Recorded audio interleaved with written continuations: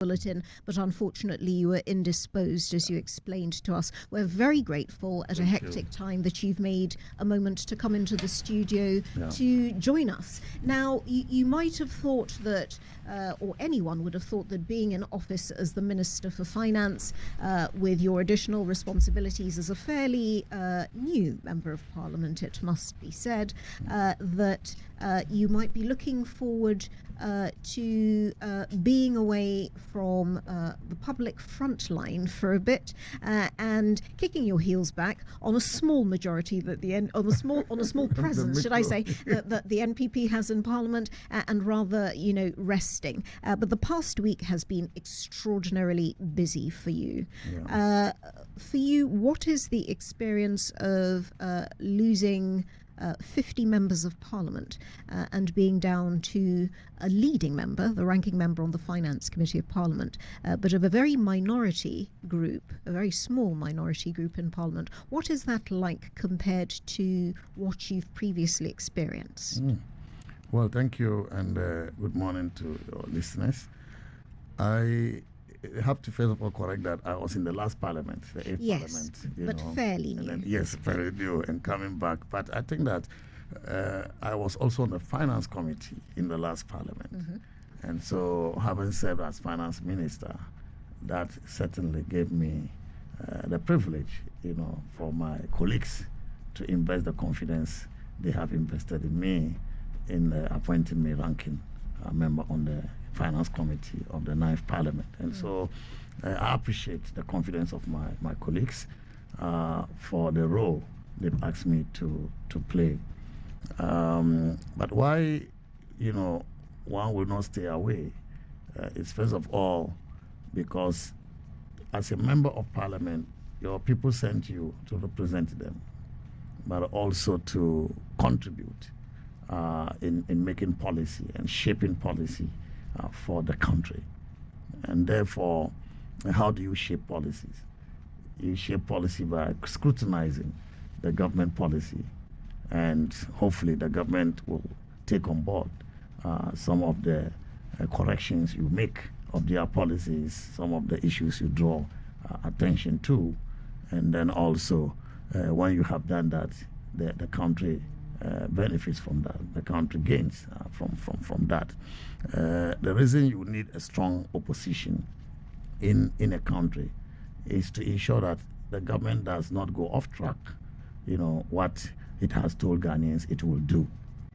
Some people have said that we are finding faults with the government, and that is what we are doing. But that is our job.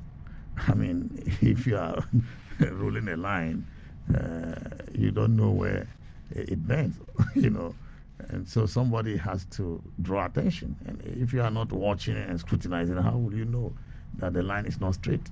Somebody has to do that job, and that is exactly the job we are supposed to do.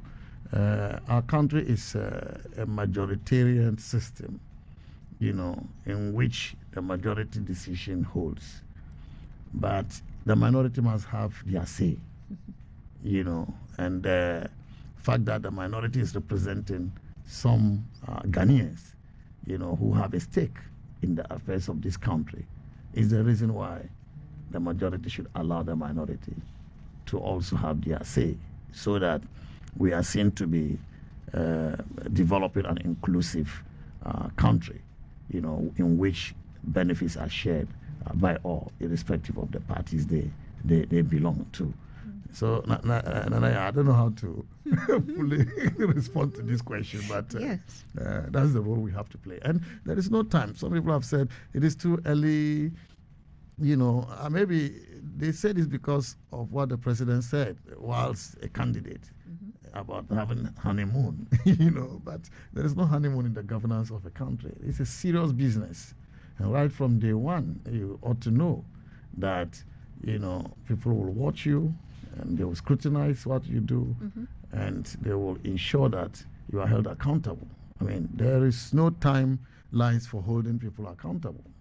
The NDC government has been inviting a number of ministers to the NIB for questioning. Why didn't we wait until after a year or 2 years or 3 years we have to be held accountable.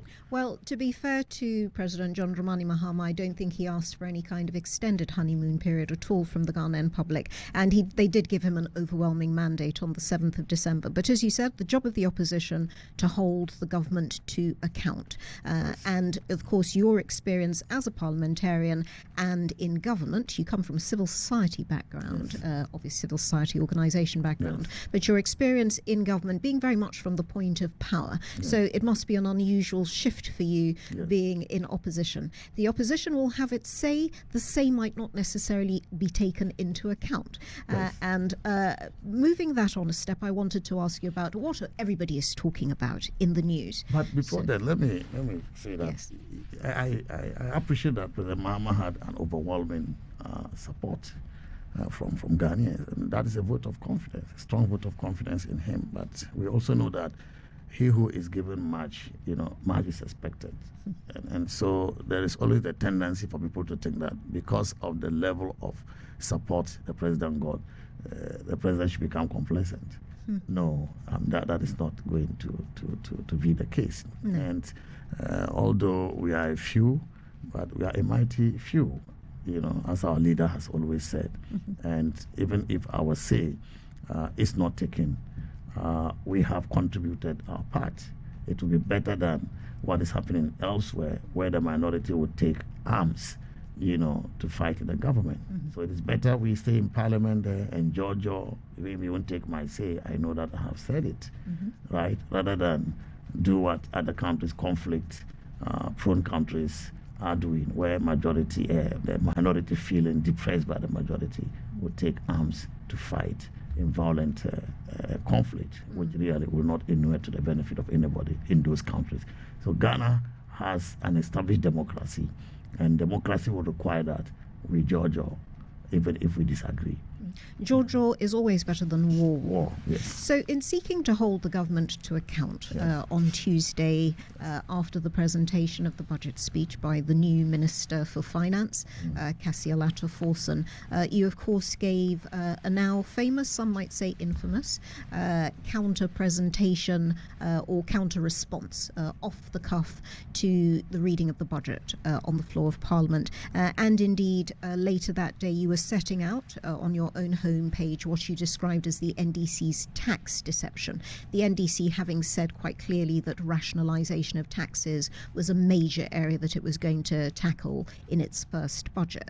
And you sought to make distinctions between various announcements of abolition of taxes made by the Minister for Finance, the emissions tax, a betting tax, quote unquote, and VAT on motor vehicles, essentially pointing out that in all three instances, these were taxes that are not being collected, or they refer to legislation that wasn't implemented, and therefore saying that you're going to abolish them makes a slight nonsense of them. Of course, there has been a lot of blowback on the front of the betting tax, because you're faced with an unsympathetic public that say, well, I go down the betting shop, and when I win something, 10% is withheld. So what do you mean that you have not been receiving the tax? Would you care to clarify, just for the benefit of the public, the origins of the levy on winnings, bet winnings, and the distinctions between betting wins and lottery wins? I believe there was an original piece of legislation, the Income Tax Act 2015, that charged a 5% levy on lottery winnings. How did that? How was that implemented, or was it not implemented at all? Well, I have to first of all, reference the NDC's manifesto. And I have a copy of the page where they talk about scrapping taxes that they describe have brought hardships on the people of Ghana. The manifesto reads, and I quote, "We will scrap the following draconian taxes within our first 100 days in office to alleviate hardships and ease the high cost of doing business: e-levy, COVID levy, 10% levy on bet winnings, 10% levy on bet winnings, emissions levy, and import duty. So reference 10% levy on bet winnings. This is what they promised to scrap. But bet winnings was later added to the law that you are talking about. Lottery winnings was in force. But as I said, betting later came through amendment. This is the income tax. Other kinds of betting. It could be yes. casino winnings, Yes, any other kind of wager. Yes. And when you promise to scrap levy on bet winnings, and I see in the budget something else. If you go to page, yes, I think page 285. Sorry, paragraph 285 of the budget statement, in fact, the main budget booklet. The minister said, and I quote, "We will abolish 10% withholding tax on winnings from lottery, otherwise known as the betting tax." In quotation marks. In quotation marks, yes. And so I believe the quotation marks was also to give emphasis. This is what is referred to as betting tax. So lottery wins referred to as betting tax by emphasis would seem to suggest that he's equating lottery wins to betting tax. But we know that what they promised to scrap is bet winnings, which is the true betting tax. So if you use betting tax for lottery wins, the point I was trying to make was that if lottery wins is what you are referring to as the betting tax, then that betting tax was never implemented. It wasn't implemented. And I know for sure that it wasn't implemented because I chaired meetings and I facilitated meetings between National Lotteries Authority and the GRA over how to implement it, following petitions from the National Lotteries Authority that they had difficulty implementing. They didn't have a system, a mechanism to implement that. So I knew for sure that we did not implement it. And so I was trying to say that if that is what he's calling betting tax, then that betting tax was not implemented. But I have listened to... So we've had Sami Awuku, the former Director General of the National Lottery Authority, explaining the origins of the problem, the difficulties that the NLA had, particularly to do with large numbers of people offering lotto on the streets being illegals, and so there being no tax. As he said, the mechanisms weren't there to collect it. Some would say that the origins also of the confusion are to do with a split of responsibilities to do with, shall we say, gambling in general between the Gaming Commission and the National Lottery Authority, that, as you described there. Should the previous government, in retrospect, have done more to unite those so that there was some kind of unitary law about winning from gaming or wagering, or winnings from gaming or wagering or betting or whatever you want to call it, and that there was a unified tax that would apply across the board, so that one didn't get into these arguments about semantics? Because the argument is that you were attempting to make a distinction, a fine point, and the semantics were completely lost on the general public. Yes. Well, so the general public didn't really get the import of the point. No. So if you go back to listen to what I said, I started by saying that the minister talked about betting tax. And the betting tax he actually talked about was the lottery wins, not the real betting tax. Right. And so I said after that, this betting tax was not implemented. But all people know from the public facing point of view is that if they went down the betting shop and they won anything, 10% was being withheld by the betting companies. And so they rightfully see, as this is legislation that came in 2023, from the public, the public that does not understand the minutiae of revenue mobilization and tax legislation, to them that is money that was going out of their pockets into the government treasury, lottery. Where did the money go, do you think, that was withheld by the betting companies? Oh, no, if government collects taxes, GRA collects taxes, it goes to the Treasury, it goes to the Controller Accountant General for the Minister for Finance to allocate and to disburse towards government projects. And so all the accounts are held by the Controller and Accountant General. But when you say that you want to scrap betting tax, and then in the budget you are talking about winning from lottery, there are two different things. And so following our intervention, I'm sure you heard from the minister in Parliament, on the floor of Parliament yesterday, when he was laying the bill for the scrapping of this tax. He no longer used winning from lotteries. No. He said what? Bet winnings. He used bet winnings. So I am really surprised why he didn't go straight away when he was presenting the budget to say that we will abolish bet winnings. But the bill he presented yesterday to Parliament now had the right wording that they are seeking to present this bill to abolish taxes, withholding taxes on bet winnings. And so the confusion was not mine, the confusion was his. It appeared, though, because I made the statement that the betting tax was not implemented, it appeared to create an impression that I meant betting tax as in taxes on bet winnings, which actually was implemented. And if that was the impression, that would have been inaccurate on my part. Right.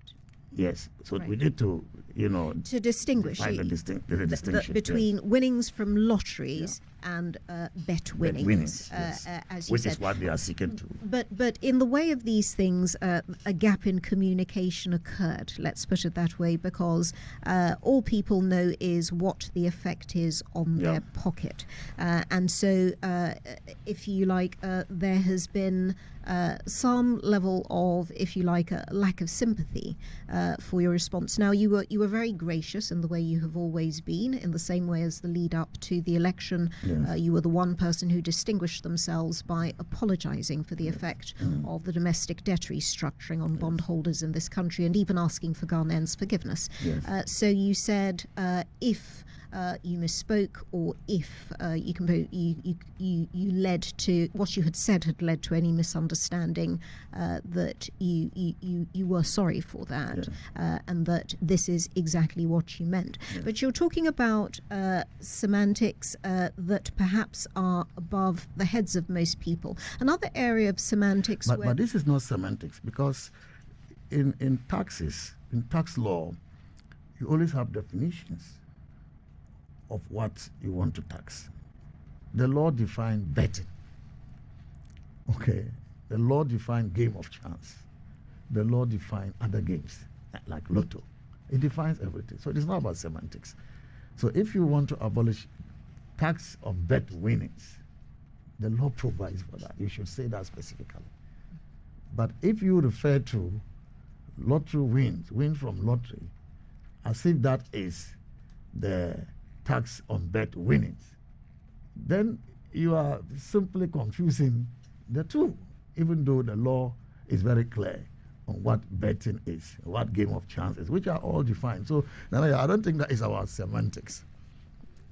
It's about being specific of what you really want to scrap. And so it's important to draw this distinction. They are not the same.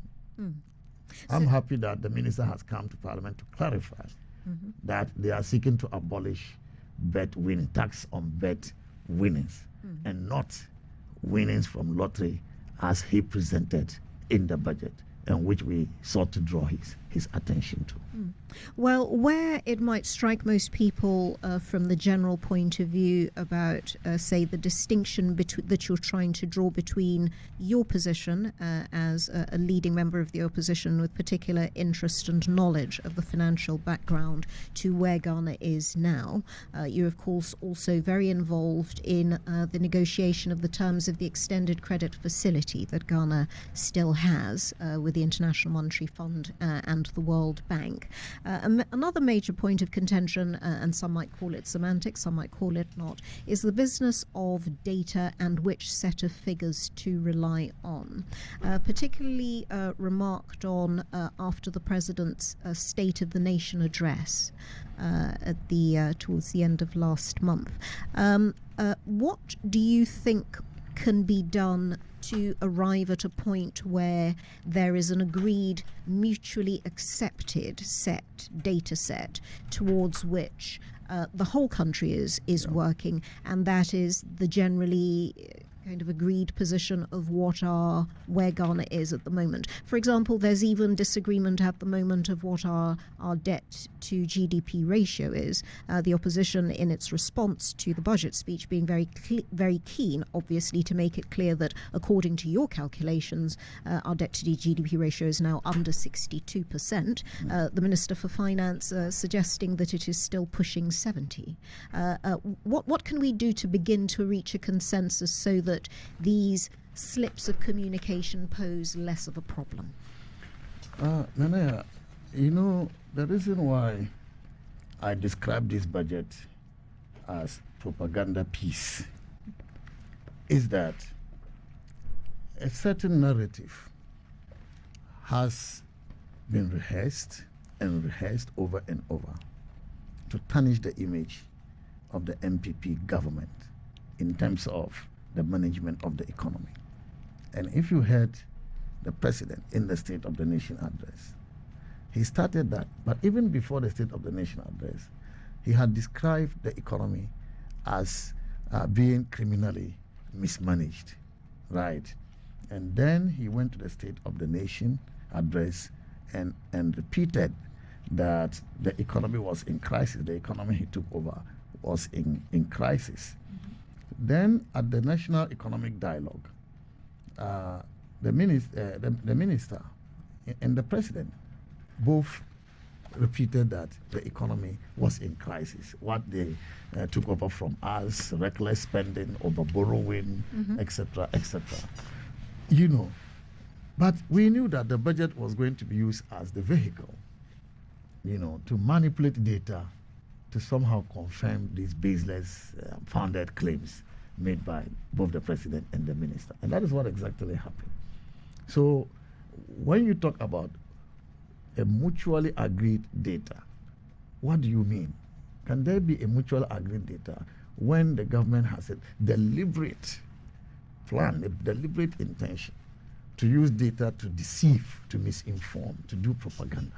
How will you have that mutual agreement? One would have thought that the IMF, being an international organization, will be neutral, right? And therefore they will seek to verify the data that we present to them. But when the IMF says things, the government doesn't want to even listen. Because I know when the IMF came into town, they cautioned them about this data manipulation. They didn't listen. Because it is contrary to even the definition of the kind of data that we are using as contained in the technical memorandum of understanding signed between the government of Ghana and the IMF. Remember, some time ago, Ghana was fined $39 million because the Rawlings administration provided wrong data to the IMF. And I can see we are getting there, because when the IMF comes into town, they will scrutinize the data. And to the extent that this data is inconsistent with the how to drive this data, the IMF will raise it. And this was why I called on them to speak to this. Now, I'll give you some specific examples of why I said the budget is a propaganda piece.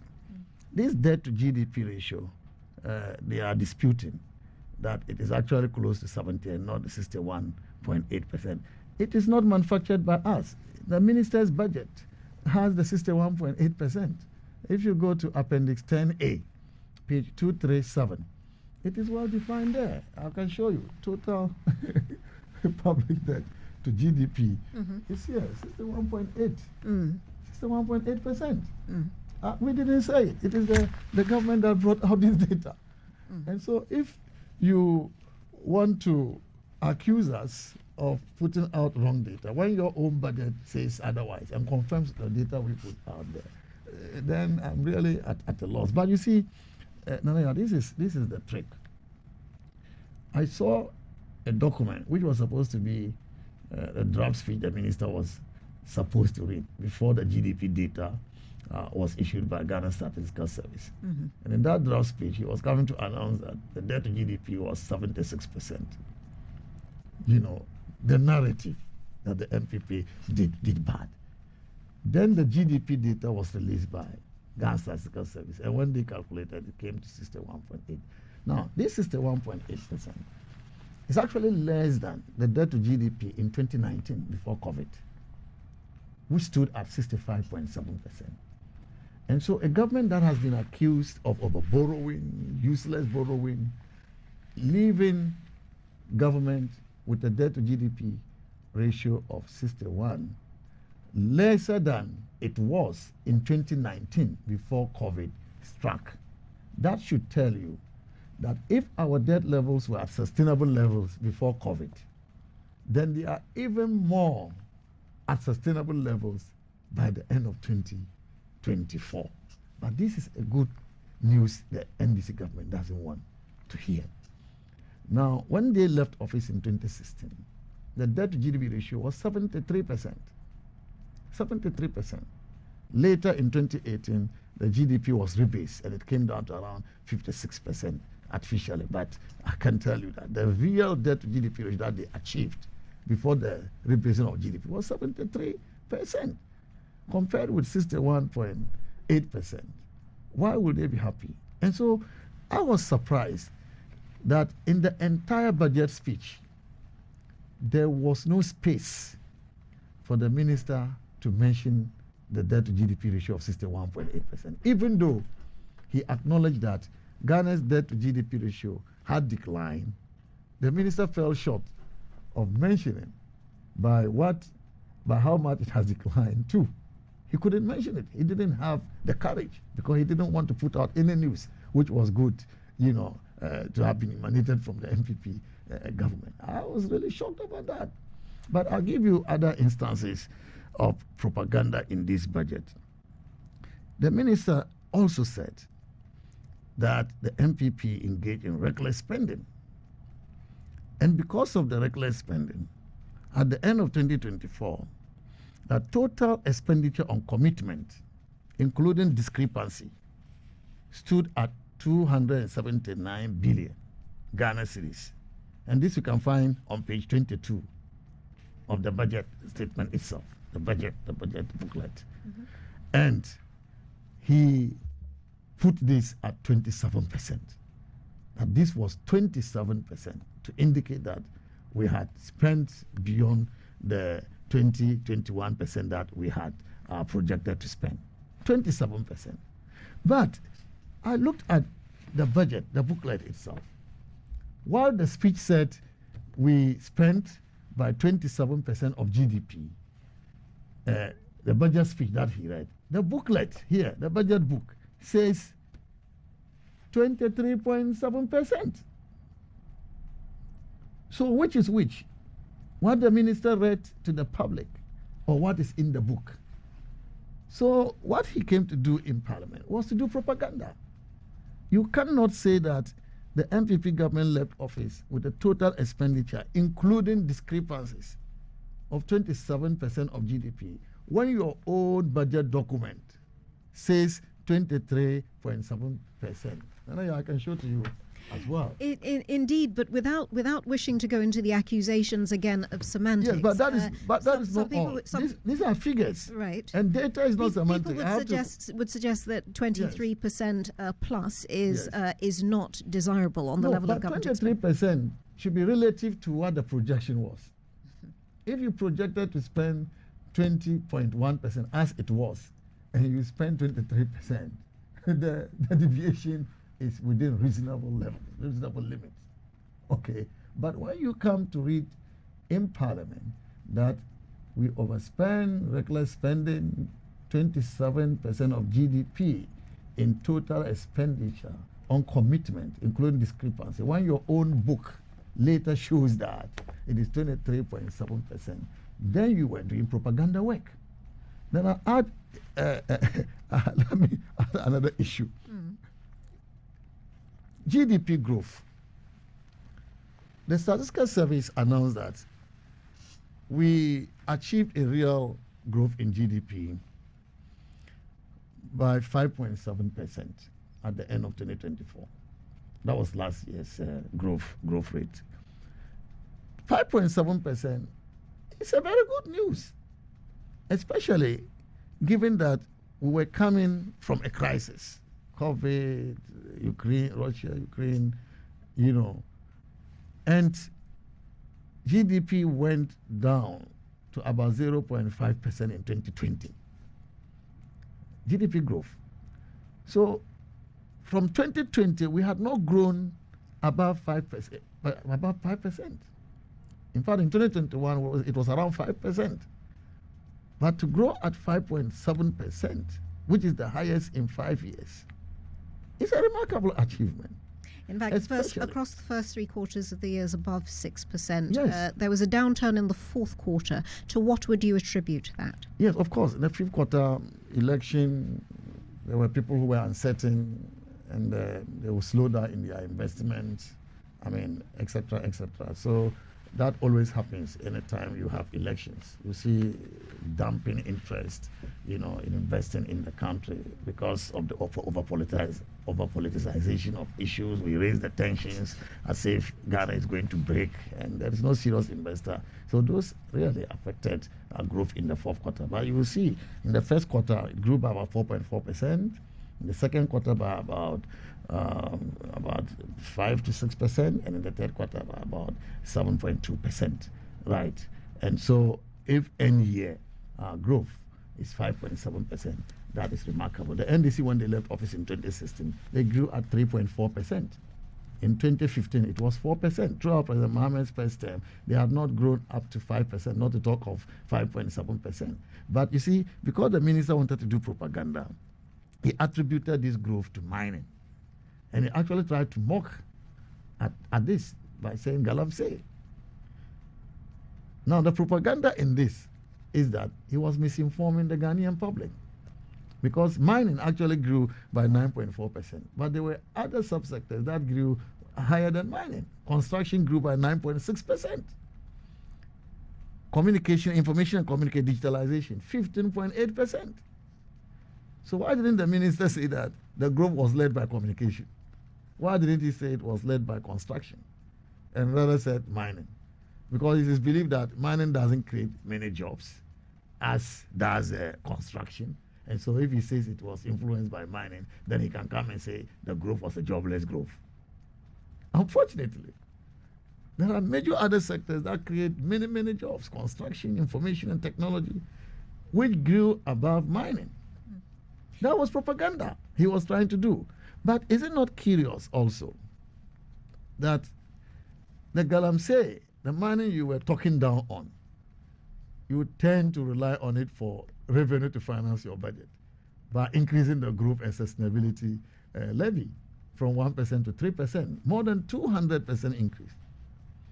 But even if you said that the growth was led by mining, even if that is true, why will you go to overtax the sector that is leading your growth?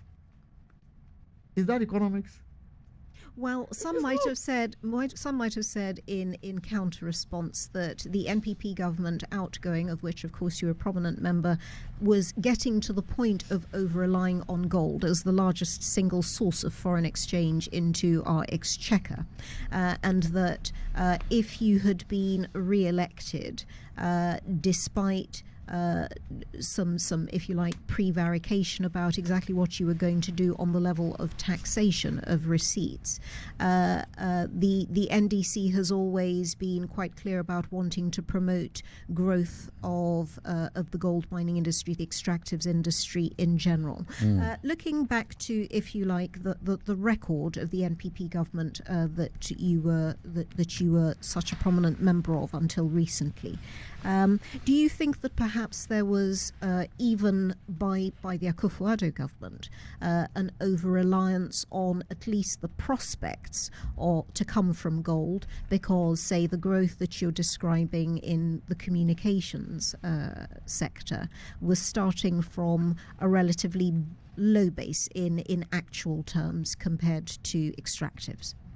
Actually, the communication sector started growing right from 2022.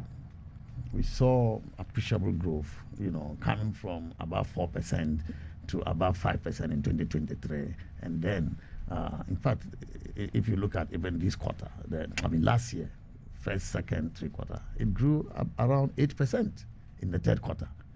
And then if the year ended with 15.8%, that is not sudden. And you can see the trajectory has been positive. And also construction growth is not just in 2024. We have also seen the trajectory to be consistent. In growth, coming down even from 2020 up till last year, when it grew that significantly at 9.6%. But this is not to say that extractive, growth is not important. It is part of our economy.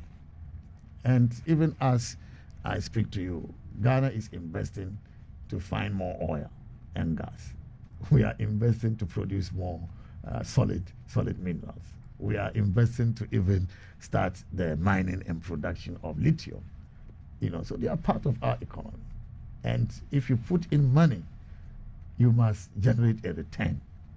And so why will you talk down, sectors that you are even searching for more from those sectors to support your growth?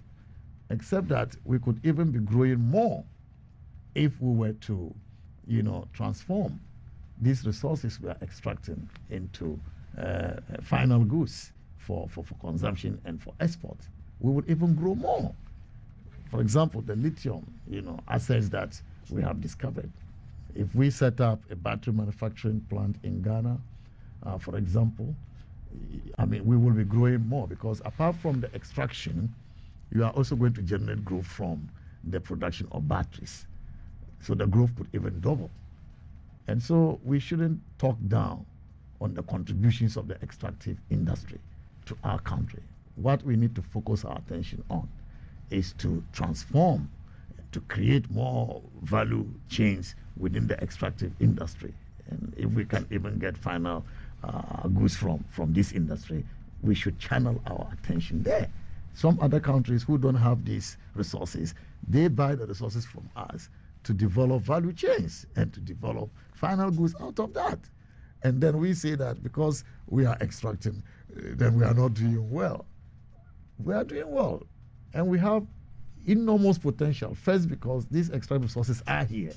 And secondly, we have the opportunity to invest in transforming that industry to create additional value-added goods. So nobody is in doubt about the wisdom of extending the value chain in relation to many of our natural resources and our commodities, and therefore being able to command better prices, whether it's in the direction of cocoa and what we could do with developing products there, whether it's on the level of ensuring that we export only refined gold, that we do something with our bauxite and turn it into aluminium, exporting finished products, and if possible manufacturing using our own natural resources.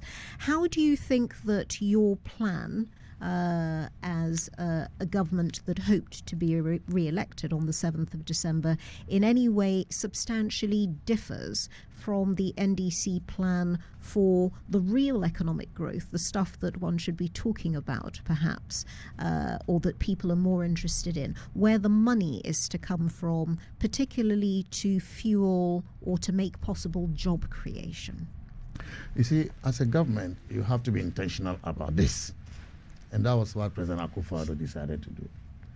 Right from the beginning, the president said we were going to move away from a Goggisberg economy, to a value-added economy.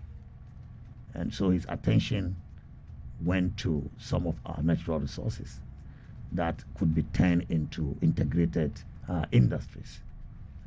bauxite, for example, by setting up the GIDEC. And they've done a fantastic job.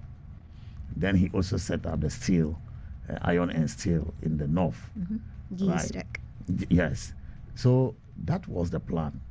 And I hope that the new government, NDC government, will continue with the implementation of this plan with the president. The president had to set up the structures, the institutions, the laws, and it takes time to do this soft work. Now is the hard work of implementing it and ensuring that we build an integrated aluminium industry in Ghana. The natural resources are here, and building the value chains will really double our growth if we are to achieve that. And so it has to be intentional. But I don't see, coming from the current budget, I don't see the intention of the current government in terms of the development of value chains for our natural resources. It is not, contemplated in this budget. I haven't seen it at all. And so what is the direction? They have to tell us the direction. Is it going to be another economy of consumption, or is it going to be a value-added economy? It wasn't, for me, very clear. At most, I can say that the budget targeted a consumption economy, and not a production economy. And if we have to grow this country, we should be thinking about a production economy and not a consumption economy. So it's not surprising for me that they are projecting 4.4% growth for 2024. And if you actually look at their projections from 2025 to 2027, industry average is 5%. Industry average is 5%. In 2024, the MPP left with industry growth of 7.1%. This government is projecting 4.4% this year, and between this year and 2027, the average from industry is just 5%. And so I don't see clearly what their plans are in terms of, creating jobs, in terms of, growing the production base of the economy, in terms of improving on productivity. This budget was very scanty on these very vexed issues. And so, for example, if you look at the 24-hour economy, for example, which they said they will launch this year, there is no allocation in the budget for the 24-hour. There is no program in this budget to implement the 24-hour economy.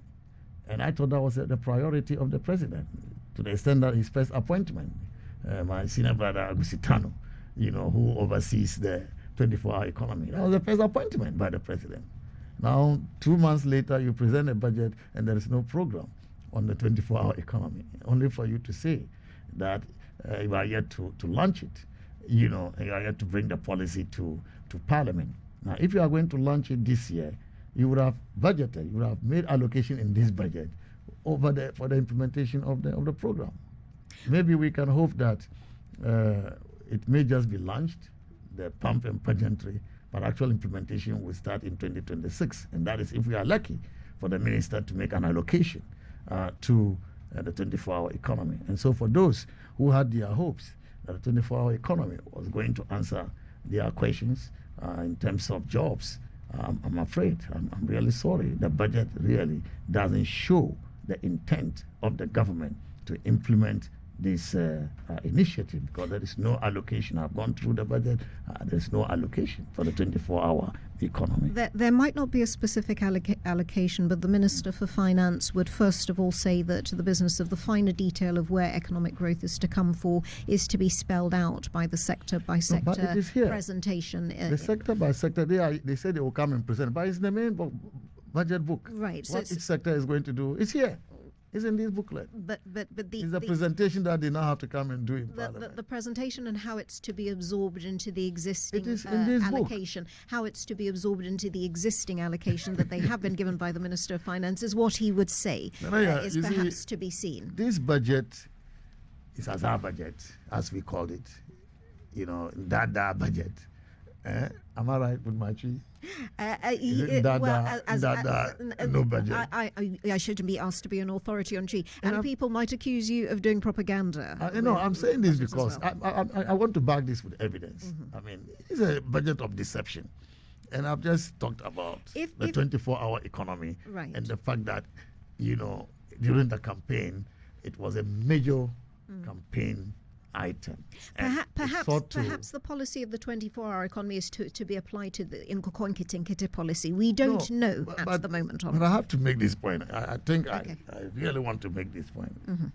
When President Akufo-Addo campaigned on free senior high school program as the main theme of our campaign, he delivered it in his 2017 budget. He made allocation for it and he started the implementation. So if 24-hour economy was the main theme of the NDC's campaign, one would have expected that they will make specific allocation to the implementation of the 24-hour economy in this budget. It's not done. It's not happening. So this is deception. Then number two, big push. They said they will do $10 billion of investment. I assumed he meant over his term. He will spend $10 billion. Not in his first year, certainly. Right. Now, one will also expect that if you want to spend $10 billion in 4 years, the average will be $2.5 billion. And so I expected to see something close to that. But in this budget, they provided for only $800 million. 13 billion Ghana cedis, $800 million. It's not even up to 1 billion. And so if they increase it to even 1 billion average a year, by 4 years, you are not even up to $5 billion. Unless the president wants to tell me that next year he will be doing $3 billion, then the year after he'll be doing another $3 billion. Well, possibly. And then the last year he'll be doing $3 billion, which I don't see to be possible. Well, the business of government expenditure is, of course, another area of contention between yourself as the front-ranking member representing, finance for the NPP and the government, and there has been some marked, if you like, back and forth between the two sides about what the various budgetary allocations set out by the Minister for Finance actually cover. The suggestion, first of all, made before the presentation of the budget, even by the former Minister of Lands and Natural Resources, about whether the effect on the government machinery or the government treasury of the number of people appointed, not necessarily to ministerial positions, but appointed by the President, the effect of that compared to the size of government appointed by President Nana Addo Dankwa Akufo-Addo. What comments would you like to make about the scope of government expenditure and the workings of the government machinery? Is there any advice, as somebody with your knowledge and experience, that you would like to offer the Minister for Finance about how to achieve what I'm sure he's very sincere about wanting to achieve, which is a tighter and leaner government? Yeah. So when I say this budget is meant to deceive Ghanaians, I will add another thing before I even come to this issue. The issue of the Women Bank. The Women Bank. They allocated about 51 million Ghana cedis, whereas the minimum capital requirement for establishing the bank is 400 million Ghana cedis. So I've mentioned three things, right? 24-hour economy, there is no allocation for it. That's deceptive. Number two, we talked about the big push. The allocation really is not in tune with what the president announced he will be spending under the big push. Then number three, the Women Bank. Our women deserve help, and they took advantage of their desire to get support to deceive the Ghanaian women that they will set up a bank. When it comes to implementation, they allocated 51 million Ghana cedis when the minimum capital requirement is 400 million. So if they want to do a microfinance scheme to support the women, that is understandable. But when you say a women bank, and then you are allocating far less than what is required to set up a bank, that is deceptive. And then let me come to the issue you just raised about the promise to form a lean government. I think that Ghanaians need to commend the president for even thinking about that. A lean government is really what we need, apart from the fact that it can lead to efficiency, it can also lead to cost saving. And so if in the past we haven't run lean government, that is the past we should not return to. We need to go forward. We need to look forward. And to that extent, I really commend the president. And appointing system ministers is commendable.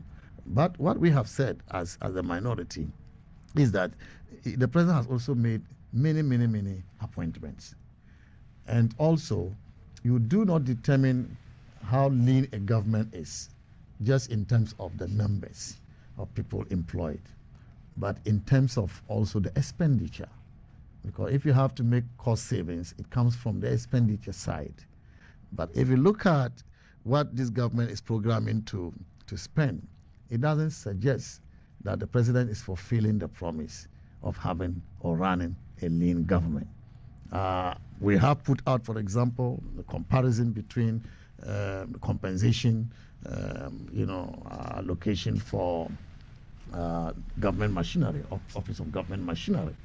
Under President Akufo-Addo, especially the last year of President Akufo-Addo, of 326 or 27 million Ghana cedis versus the 2.7 billion Ghana cedis the President Mahama has programmed to spend on Office of Government Machinery. The difference really shows that even if you had a larger government under President Akufo-Addo with an expenditure of a little above 300 million Ghana cedis, compared with a lean government, President Mahama with a program expenditure of 2.7 billion Ghana cedis, the two really shows who is able to save costs, for the Ghanaian taxpayer, and who really is implementing or running a lean government for that matter. But this is beside the point. I even have some data that I want to give to you today that makes it more worrying for all of us. So you have Office of Government Machinery allocated 2.7 billion in compensation and for employees. Now, if you put the economic sector together, the sector that leads our economic development and economic growth, it has 7 ministries and 16 agencies. 7 ministries and 16 agencies. I want to just mention the ministries under the economic sector from the budget statement. The Ministry of Food and Agriculture and its agencies. You have Ministry of Fisheries and Aquaculture and its agencies. Ministry of Lands and Natural Resources and its agencies. You have Ministry of Trade, Agribusiness and Industry and its agencies. You have Ministry of Tourism, Culture and Creative Arts and then Ministry of Environment, Science and Technology and its agencies. Then Ministry of Energy and Green Transition and its agencies. These are the sectors we call economic sectors, and the ministries that are leading these sectors are the ministries that I have just mentioned. You know how much they allocated for compensation for the entire economic sector, all these 7 ministries and their agencies? Do you know how much? Government of Ghana allocation 1.4 billion Ghana cedis, and allocation from retained IGF 765 million Ghana cedis. If you add that, you get the total compensation for the entire economic sector, 7 ministries and 16 agencies. The total is 2.1 billion Ghana cedis. Compensation for 7 ministries, 16 agencies versus Office of Government Machinery, which has just about 4 or 5 agencies, plus Jubilee House, of 2.7 billion in compensation. That is outrageous. And this is just for the economic sector. You come to the infrastructure sector, even more serious. The infrastructure sector includes the following ministries. It has 4 ministries, 7 agencies. Infrastructure sector. And these are the ministries under infrastructure sector. Ministry of Works, Housing and Water Resources and its agencies.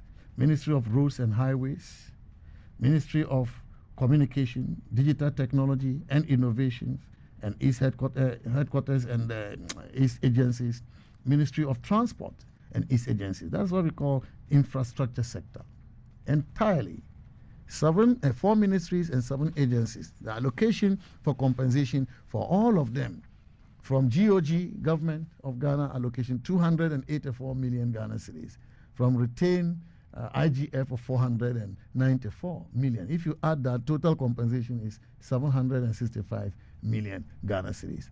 So if you have the entire economic sector and the entire infrastructure put together, 11 ministries in total, 23 agencies put together, total allocation for compensation for all of them is 2.8 billion Ghana cedis, compared with 2.7 billion Ghana cedis for Office of Government Machinery, Jubilee House, and just 4 or 5 other agencies. I mean, this is not lean government.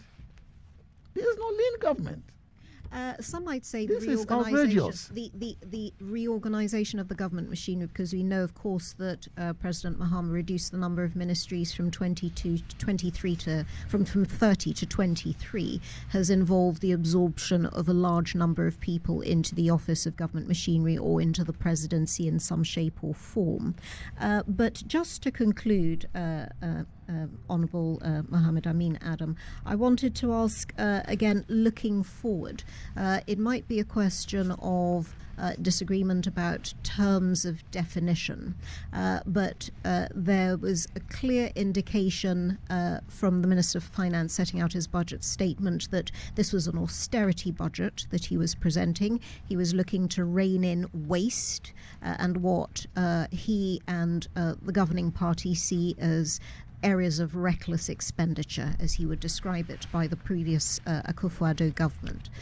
They are, of course, as you say, because of the size of the budget, the smallness of the budget, one should say, looking for alternative sources of funding. And the pre-election suggestion had been that the NDC would turn to the International Monetary Fund and seek to renegotiate the terms of the extended credit facility that the country has with the IMF, perhaps extend it, perhaps even ask for more funding. From where you're sitting as the person who had prime responsibility for finances and is still the ranking member on the Finance Committee, what would your advice to the current government be about where to find the sources of funding precisely to fund more investment in infrastructure or more investment in the productive parts of our economy that you mentioned earlier on? But is it true that they are cutting down expenditure? Is it true, Nanaya? What does the data say? Leaving. No, I think this is very important, because yes, it is. If you say austerity, you are going to cut expenditure, it might show in the data, in your budget. So, 2024, total appropriation was about 250 billion Ghana cedis. This year, 2025, total appropriation is about 290 billion. So what do you mean by cutting costs? I would have expected total appropriation to be 250 or even less. Because between last year and this year, I don't see what major differences would occur to warrant you increasing appropriation by 40 billion Ghana cedis. Well, that verges back on the question of whose data set to believe, which we don't This is want their data from the budget, which we don't want to revisit, about whether the figures in the last budget were underrepresented. But I would provided that data. If it is correct, they would have corrected it. But I would like to know from you what advice you would like, in the spirit of generosity, because the current Minister for Finance has been extremely generous in accepting that that the members on the opposition benches are doing what they're expected to do, which is defend the past government's record and indeed offer challenges to the current government. So what do you think we should be doing to get the lift-off that we desperately need to put money in people's pockets? So you see, this new government should have realized that coming from the previous government, we have experience. We have experience. We have done work for this country. We have made mistakes. And so what they needed to do was to engage us. You did some things right. There were others we thought you didn't do right. What lessons have you learned? How do we move forward? Rather, they try to talk us down. You refuse to take part in the National Economic Yes, Dialogue. that's the point I'm trying to make. They try to talk us down. And then you in turn invite me to come to National Economic Dialogue, where you will read my what they call the riot acts, as you read it to me. You were bad in managing the economy. You didn't do this thing right, and then you went to even manipulate data to show that I really didn't do well. Why is it that only the fiscal data, which the Ministry for Finance prepares, shows that we didn't do well, but the data prepared by Ghana Statistical Service shows we've achieved so much? The data prepared by the Bank of Ghana shows we've achieved so much. The only data that shows that we didn't do well is the one put out by the Ministry of Finance. And I'm asking you, is it possible? Because an economy is an integrated system. It is not possible for three important sectors of the economy to show that you have done wonderfully well, and then one is completely divorced from the narrative. It shows that something has happened to the fiscal data. And I can tell you, we've been talking about some 49.2 billion Ghana cedis that they manufactured into the fiscal data to show that the fiscal deficit was high. It wasn't high. Remember, December 2nd, the IMF passed Ghana, our third review. The IMF approved our third review.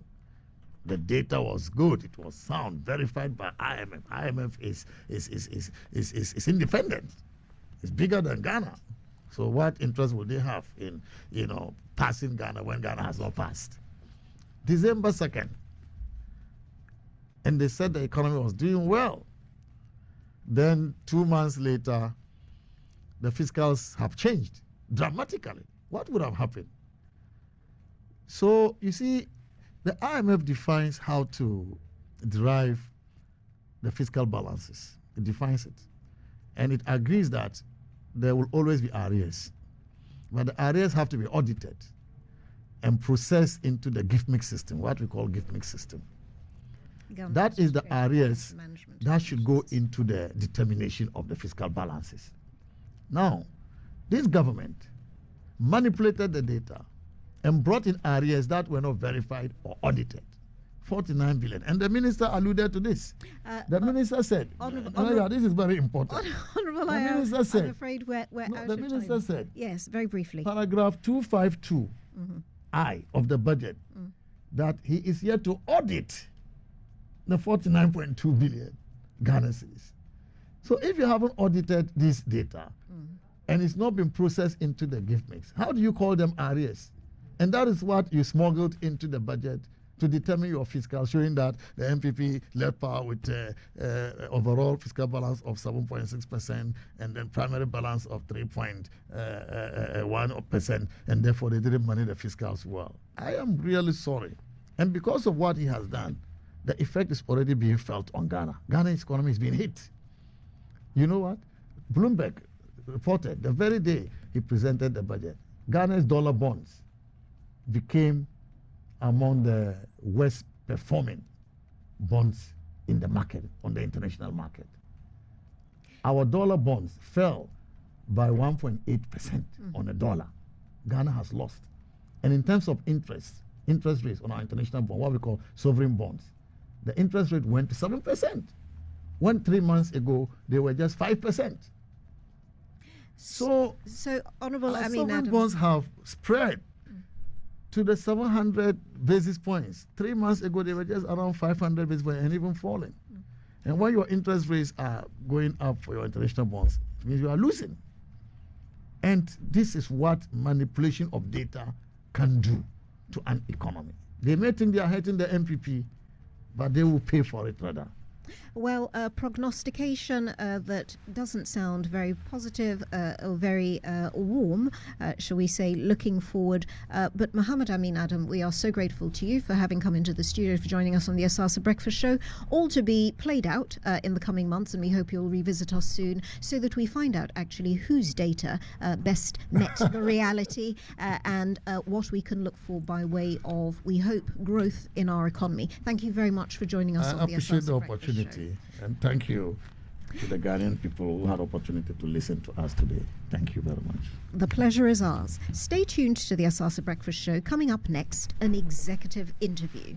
And it's all happening here on 99.5.